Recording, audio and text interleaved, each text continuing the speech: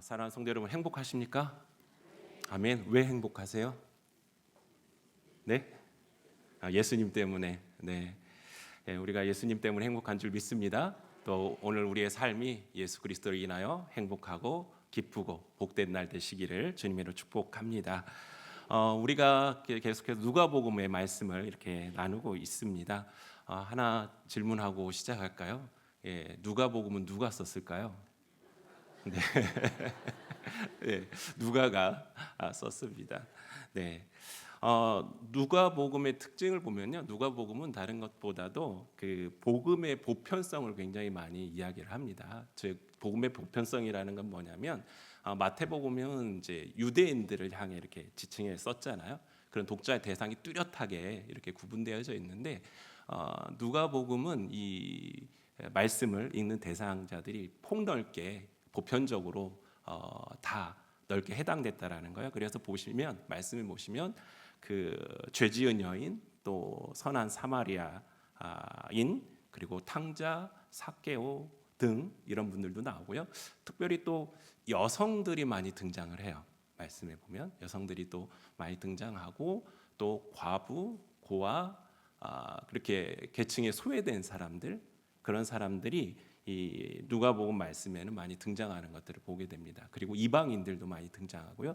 이것들을 통해서 우리 예수 그리스도의 복음이 어떤 특정한 사람을 대상으로 한 게 아니라 모든 믿는 모든 사람들을 대상으로 하고 있다라는 복음의 보편성을 이야기하고 있다라는 것을 조금 우리가 알고 말씀 보면 좋을 것 같아요. 그리고 그 누가복음에는 그러니까 세 가지의 어떤 독특한 특징들이 좀 있어요. 그게 첫 번째가 뭐냐면 기도하시는 예수님의 모습을 이렇게 잘 비춰주고 있습니다. 그러니까 여러분들 아시죠? 새벽 미명에 이렇게 기도하러 가시는 예수님 모습들, 이런 거 있고요. 또 성령의 역사를 누가가 굉장히 강조해서 말씀을 보시면 성령의 역사하심들, 이런 표현들이 좀 많이 등장하고 있는 것을 보게 되고요. 또 예루살렘과 성전에 대한 말씀의 강조들이 나오고 있어요. 그래서 이 누가복음을 보시면 예수님의 사역이 갈릴리에서부터 시작이 돼요. 그래서 어디로 가냐면 예루살렘으로 향해서 가게 됩니다. 그래서 갈릴리에서 예루살렘으로 가는 그 이야기의 전개들을 통해서 말씀을 이렇게 하고 있고요.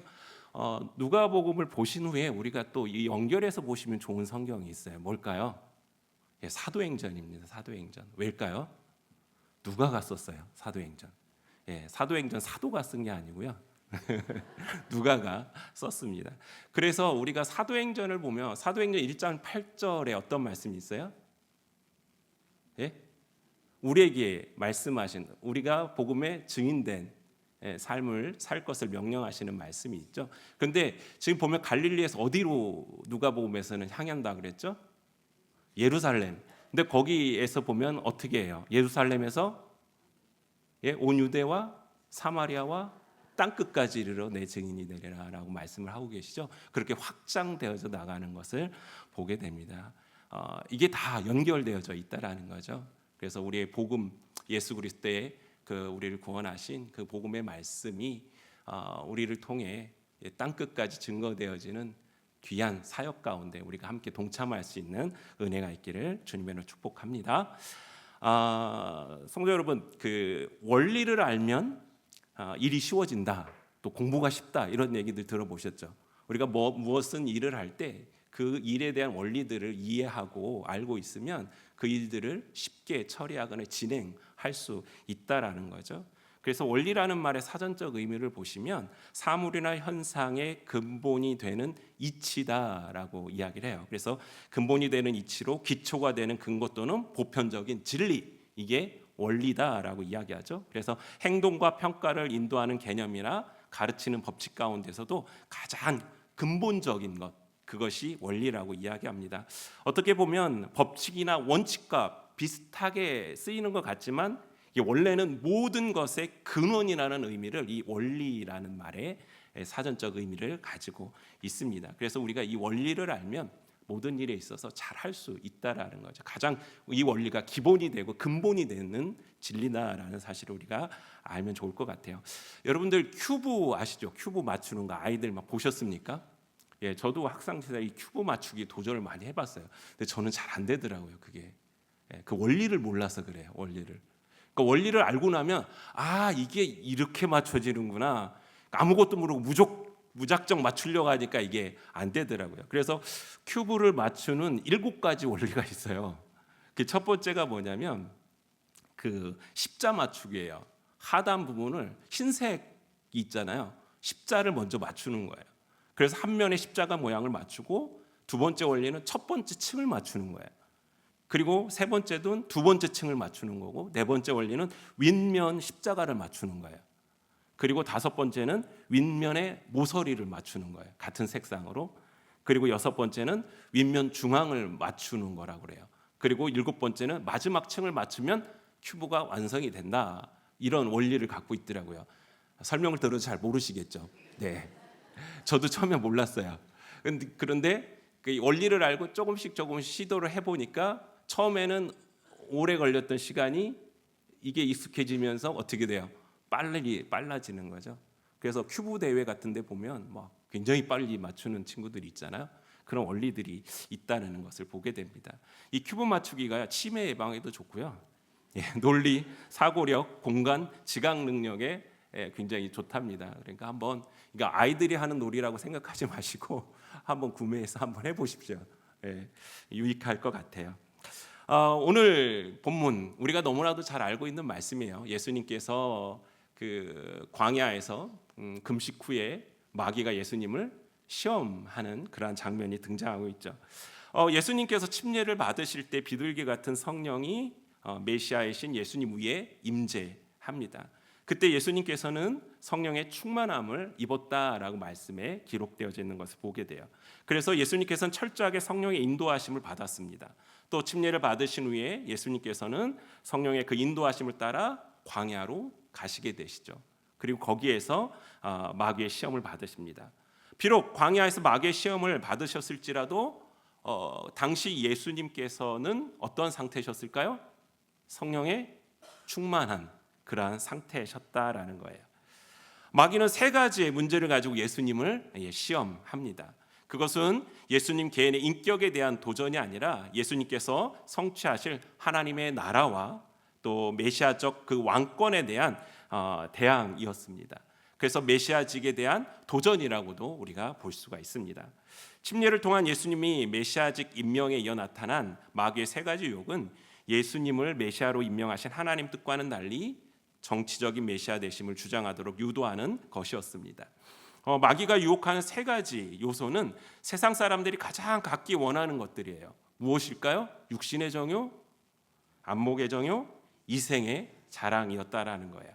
마귀의 유혹대로 따라하면 손쉽게 많은 사람들에게 칭송을 받을 수 있으며 그로 인해 쉽게 메시아직을 수행할 수 있는 것처럼 보이게 만들었어요. 그러나 그것은 하나님의 뜻에 완전히 위배되는 사실이라는 것입니다. 정치적인 메시아, 그것은 사람들이 원하는 것이죠. 하나님께서 원하는 것은 아니라라는 것이죠.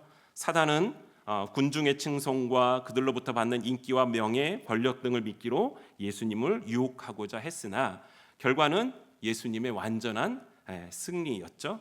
사탄은 완전히 패배하여 물러날 수밖에 없었다라는 것을 우리는 말씀을 통해 볼 수가 있습니다. 사단이 예수님을 유혹한 이 세 가지들을 한 번씩 조금 살펴보기를 원합니다.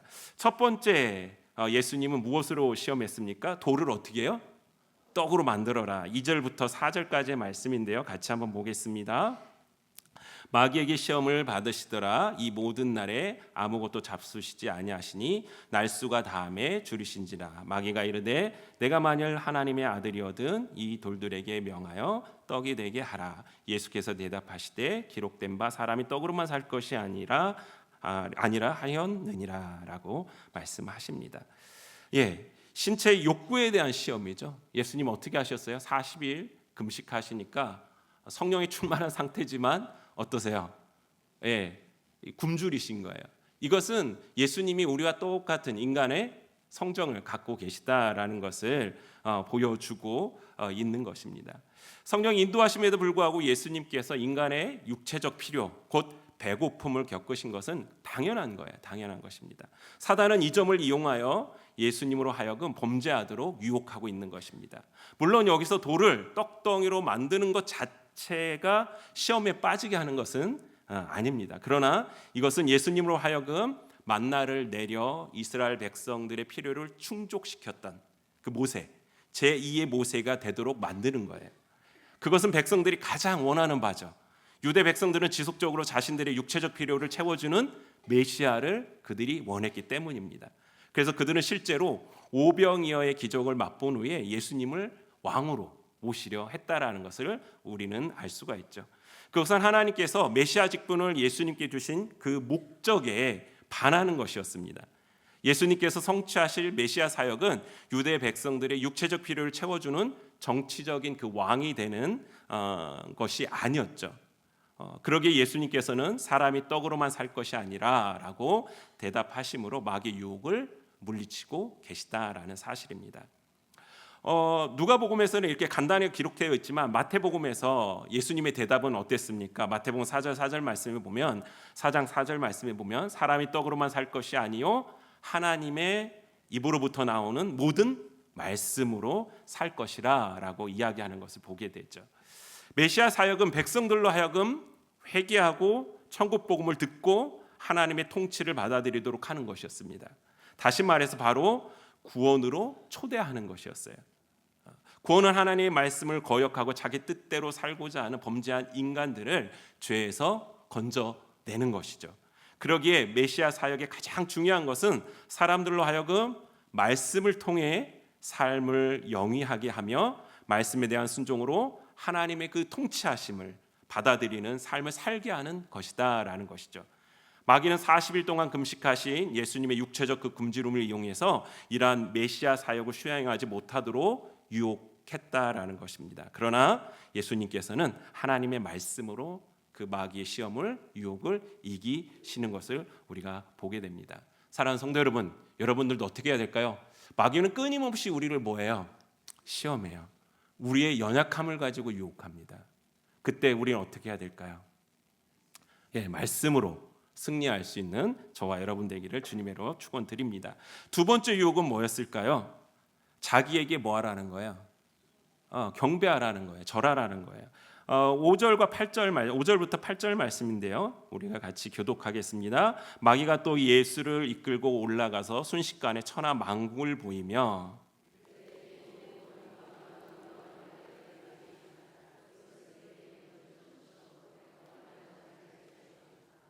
그러므로 내가 만일 내게 절하면 다 내 것이 되리라. 예수께서 대답하여 이르시되 기록된 바 주 너희 하나님께 경배하고 다만 그를 섬기라 하였느니라. 아멘. 권세와 영광에 대한 그 욕구를 시험한 거죠. 안목의 정욕입니다. 안목의 정욕. 첫 번째 유혹에 실패한 마귀는 포기하지 않고 예수님을 두 번째 유혹을 하기 시작합니다. 예수님을 높은 데로 이끌고 올라가서 천하 만국을 짠 하고 보여주는 거예요. 그리고 난 후 마귀는 예수님께 조건을 제시하죠. 그것은 다른 것이 아니에요. 자신에게 뭐하라? 절하라 라는 것이었어요. 이러한 마귀의 언행은 마치 자신이 이 세상의 주관자이며 지배자인 것처럼 위장된 것이에요. 마귀는 경배의 의미인 절하다라는 표현을 사용해서 자신이 이 세상의 지배자라고 과시하고 있는 것입니다. 그러면서 자신에게 경배할 경우 온 세상을 주겠다라고 그렇게 말하고 있는 것입니다. 마귀는 하나님의 나라를 도래케 하기 위한 예수님의 그 메시아적 사역과 자신이 주겠다는 이 천하 만국을 이렇게 대조시키면서 예수님을 유혹하고 있는 것입니다. 마귀는 마치 절만 하면 예수님께서 메시아로서 수행해야 할 그 사역이 모두 쉽게 성취될 것처럼 유혹해요. 네가 나한테 절하면 이거 다 주니까 네가 해야 될 일 다 끝나는 거 아니니? 이렇게 유혹하고 있다라는 거죠. 그것은 고난의 메시아직을 수행하지 않더라도 예수님께서 쉽게 그 사역을 감당할 수 있을 것처럼 보이게 하는 것이었습니다. 그러나 그것은 기만 행위죠. 왜냐하면 세상에 대한 진정한 주관자, 주권자는 누구십니까? 오직 하나님 한 분뿐이기 때문입니다. 예수님께서 메시아로 세워져 갈 하나님의 나라는 정치적 통치자로서 세상 그 나라를 지배하는 것을 뜻하지 않습니다. 그것은 하나님의 통치가 이루어지는 나라를 의미하는 것이죠. 마귀의 유혹이 거짓됨을 아신 예수님은 오직 하나님만을 경배해야 한다라는 말씀으로 그 유혹을 물리치고 있는 것을 우리가 볼 수가 있습니다. 8절 말씀이 있죠. 주 너희 하나님께 경배하고 다만 그를 섬기라 라고 말씀하십니다. 마귀에 절한다는 것은 곧 마귀를 섬기는 것이죠. 그러나 결코 마귀는 섬김의 대상이 될 수 없습니다. 이를 인식하신 예수님께서는 온 세상에서 경배하고 섬겨야 할 대상 오직 하나님밖에 없음을 다시 한번 선포하고 있다라는 거죠. 사랑하는 성도 여러분, 우리가 경배하고 섬겨야 할 대상이 누굽니까? 예, 하나님이십니다. 믿으십니까? 예, 그런데 왜 안 하세요? 다른 거 자꾸 섬기려고 하세요. 돈을 섬기려고 하고 그러지 않습니까? 우리가 입술로는 오직 섬김의 대상이 하나님입니다 라고 이야기하는데 마귀가 이렇게 절하면 다 죽게 이렇게 하니까 우리의 마음이 혹해서 혹시 넘어가지는 않습니까? 우리에게 고난이 있을지라도 힘듦이 있을지라도 오직 우리가 바라보고 경배하고 섬기실 분은 누구다? 오직 여호와 하나님이시다라는 것을 기억하시기 바랍니다. 세 번째 시험은 무엇입니까? 성전 꼭대기에서 예수님 보고 뭐라 그래요? 뛰어내려봐라 라고 하는 거예요. 9절부터 12절인데요. 함께 보도록 하겠습니다. 또 이끌고 예루살렘으로 가서 성전 꼭대기에 세우고 이르되 내가 만약 하나님의 아들이거든 여기서 뛰어내리라. 기록되었을 때 하나님이 너를 위하여 그 사자들을 명하사 너를 지키게 하시리라 하였고 또한 그들이 손으로 너를 받들어 내 발이 돌에 부딪히지 않게 하시리라 하였느니라. 예수께서 대답하여 이르시되 주 너의 하나님을 시험하지 말라 하였느니라. 아멘. 네. 성전 꼭대기에서 뛰어내려라. 네. 그러면 누가? 하나님께서 사자들을 보내서 너를 어떻게 할 거라는 거예요? 지킬 거라는 거예요. 돌에 발이 부딪히지 않게 할 거다라는 거예요. 그렇게 예수님을 시험합니다. 이거는 대중적인 인기와 매력에 대한 욕구를 시험하는 거예요. 이생의 자랑. 예. 즉 예수님께서 말씀을 선언하심으로써 이 마귀의 두 번의 유혹을 이기셨잖아요. 그런데요, 이 패배를 맛본 마귀가 어떻게 접근을 하냐면 세 번째 유혹은요, 예수님께서 그 마귀의 시험을 이기신 뭘로 이기셨어요? 말씀으로 이기신 그 말씀의 방법을 도용해서 예수님께 접근합니다. 아주 교활하죠. 마귀는 세 번째로 예수님을 유혹하기 위해 성전 꼭대기로 데리고 가 뛰어내릴 것을 요구하죠. 그러면서 이야기합니다. 예수님께서 만약 뛰어내린다면 하나님께서 천사들을 통해 보호해 주실 것이라고 성경에 기록된 말씀을 인용하는 거예요. 10절과 11절 말씀이 그거죠. 하나님이 너를 위하여 그 사자들을 명하사 너를 지키게 하시리라. 그들이 손으로 너를 받들어 내 말이 돌에 부딪히지 않게 하시리라. 그런데요, 이게 정말 교묘한 게 뭐냐면 이것은 하나님과 예수님과의 관계의 신뢰를 시험하는 거예요. 하나님과 예수님의 관계의 신뢰의 관계에 계시잖아요. 하나님과 예수님. 근데 요거는 뭐냐면 마귀의 말에 의하면 성전 꼭대기에서 뛰어내리는 것은 하나님을 신뢰하느냐 아니면 신뢰하지 못하느냐라는 거예요. 네가 뛰어내렸을 때 만약에 마귀 말대로 뛰어내린다면 네가 하나님을 신뢰하니까 뛰어내리는 게 맞겠지? 근데 뛰어내리지 않으면 뭐예요? 하나님을 신뢰한다 안 한다? 하나님을 신뢰하지 않으니까 네가 뛰어내리지 못하는 거 아니야? 이렇게 시험을 하고 있는 것입니다. 그러나 하나님에 대한 믿음과 신뢰를 시험하는 것조차 이미 하나님에 대한 신뢰가 확실치 않음을 뜻하는 거예요. 뛰어내리고 이거를 시험하는 것 자체가 하나님과 예수님의 신뢰 관계를 시험하고 있다라는 거예요. 그게 말이 안 되는 거죠. 그래서 예수님께서는 뭐라고 말씀하세요? 12절에 주 너희 하나님을 시험치 말라라고 꾸짖으시며 그 유혹을 물리치셨다라는 거예요. 그리고 두 번째 이건 뭐냐면 군중들의 인기를 통해 정치적 메시아로서 예수님을 인정받게 하도록 하기 위한 계책이었다라는 거예요. 만약 예수님께서 마귀의 말대로 성전 꼭대기에 뛰어내렸어요. 근데 한 곳도 다치지는 않으셨어요.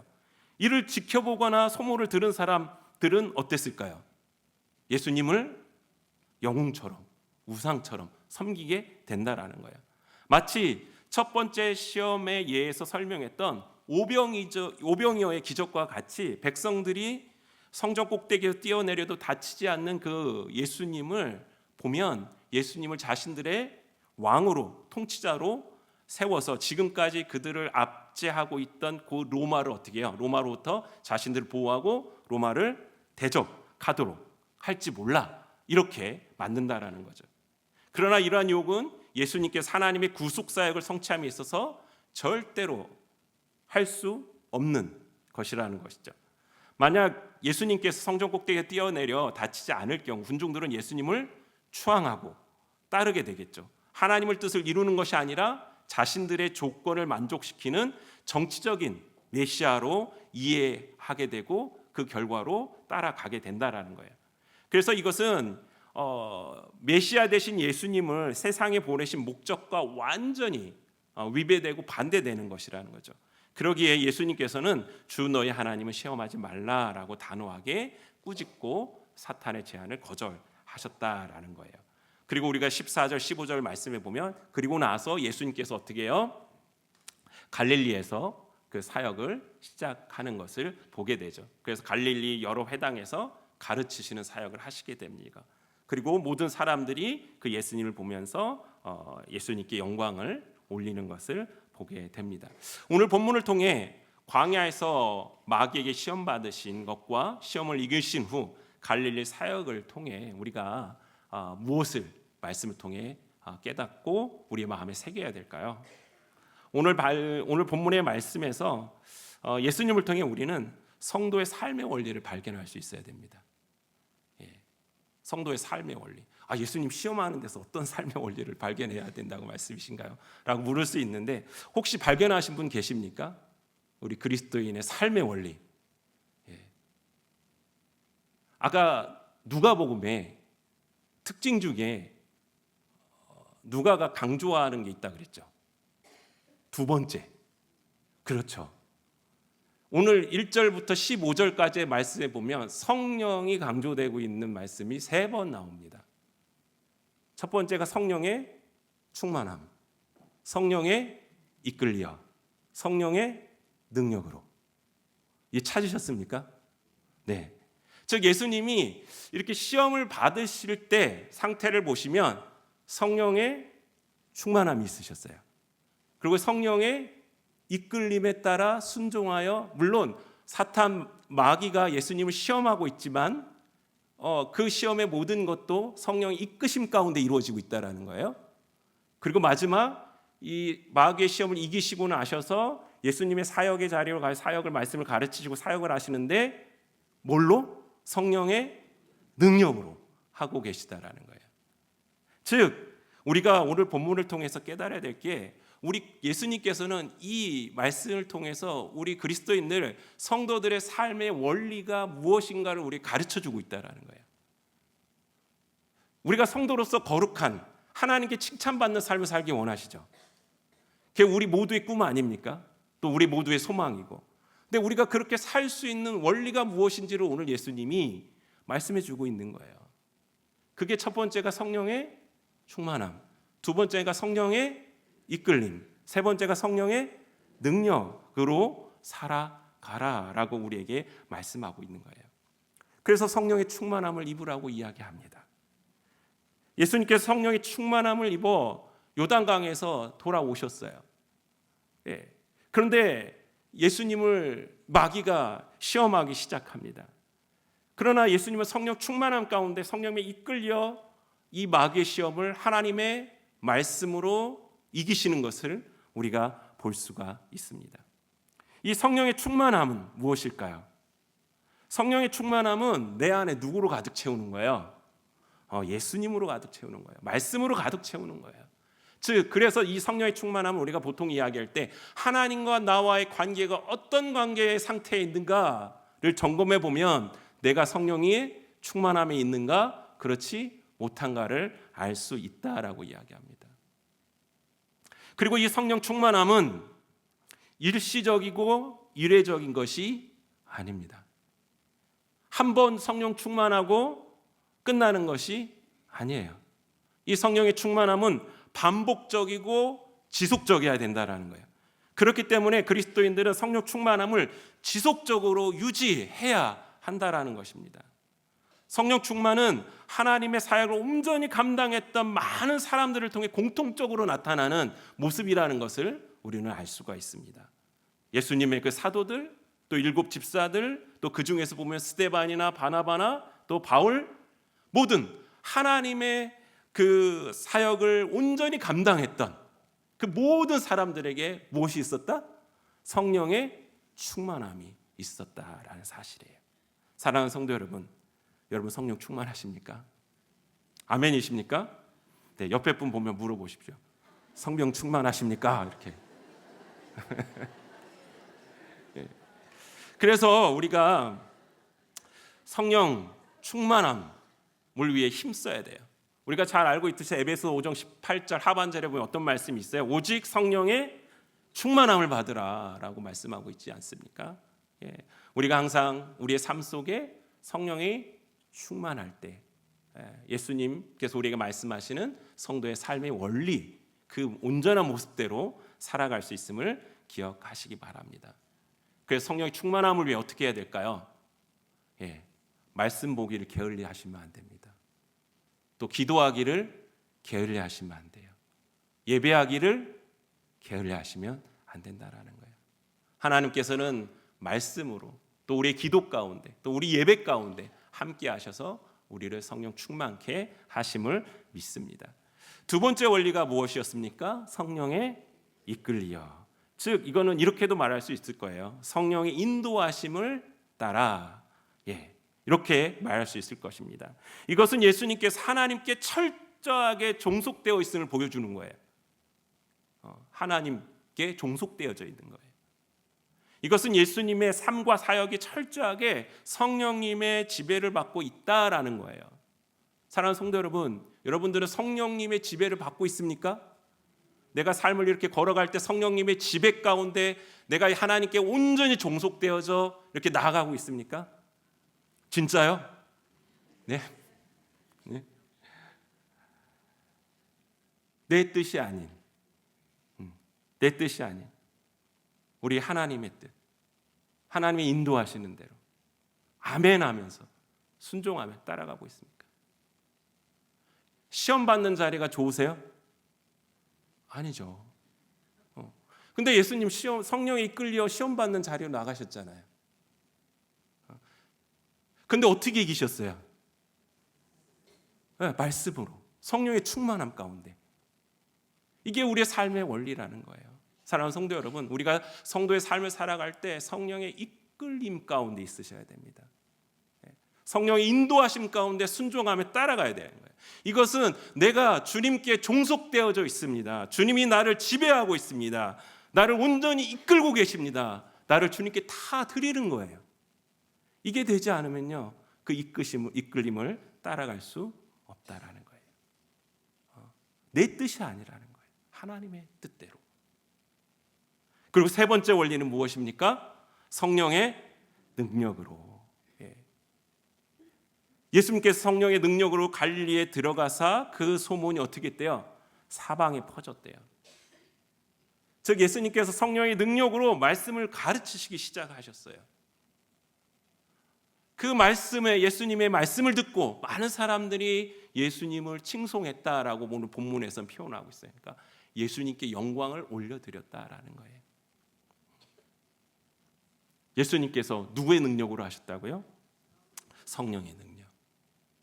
우리는 어떠한 일에 직면하고 어떠한 일을 할 때 자꾸 어떤 생각을 하냐면요, 내 힘으로 하려고 그래요. 이게 자동적으로 나오는 것 같아요. 그래서 내 경험, 내 지식, 그렇죠? 내 의지, 이걸로 일단 해봐요. 그러면서 왜 안 되지? 왜 안 되지? 그러면 하나님 이거 왜 안 돼요? 왜 나한테만 이렇게 시련과 고난을 주십니까? 혹시 이러고 계시진 않습니까? 우리 성도의 삶의 원리는 내 힘이 아닙니다. 누구의 힘입니까? 성령의 능력. 성령께서 하시게 하는 것입니다. 내 능력, 내 힘이 아닌 성령님의 힘으로, 성령의 능력으로 행할 수 있는 저와 여러분 되기를 원합니다.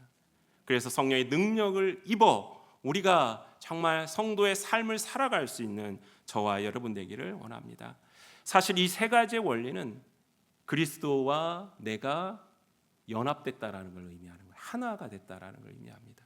성령의 충만함, 이끌림, 능력, 이거는 예수님과 하나가 될 때 가능하다라는 것을 우리에게 말씀하고 있는 거예요. 이것은 그리스도인들의 모든 삶에 적용되는 원리입니다.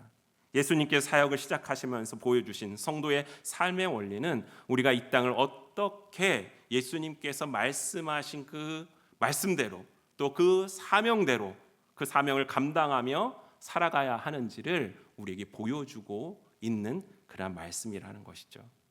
예수님께서 우리에게 맡기신 그 사명은 무엇입니까? 그것은 다른 게 아니죠.